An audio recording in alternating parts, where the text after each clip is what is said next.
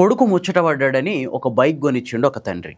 దాంతో ఆ కొడుక్కి నెత్తి మీద 2 కొమ్ములు వచ్చినాయి. బైక్ కొనిచ్చిన దాకా తండ్రిని వేపుకు తిన్న ఆ కొడుకు బైక్ కొనిచ్చిన తర్వాత రోడ్ల మీద బలాదూరుగా తిరగడం స్టార్ట్ చేసిండు. రోజుకో చలానా, ఏడాదికో యాక్సిడెంట్ అన్నట్టు మారిపోయింది ఆ పిల్లగాని పరిస్థితి. దాంతో తట్టుకోలేని తండ్రి ఆ బైక్ మీద కిరోసిన్ పోసి నిప్పంటించాడు. ఆంధ్రప్రదేశ్లోని విశాఖపట్నం జిల్లా పెందుర్తి మండలం వేపగుంటలో ఒక వ్యక్తి ఆటో డ్రైవర్గా జీవనం సాగిస్తుండు.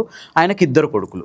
ఈ పెద్ద కొడుకుని కాలేజీలో జాయిన్ చేసిండు. కాలేజీలో జాయిన్ చేసినప్పటి నుంచి బైక్ కావాలి అని చెప్పి తండ్రిని వేపుకు తింటుండు. దాంతో ఒక బైక్ కొనిచ్చిండు. ఆ బైక్ కొనిచ్చిన తర్వాత కరెక్ట్ 6 నెలలకే ఒక యాక్సిడెంట్ చేసి 4 రోజులు బెడ్ మీద పన్నాడు. దాంతో 1-2 లక్షలు ఖర్చు పెట్టుకోవాల్సి వచ్చింది తండ్రికి.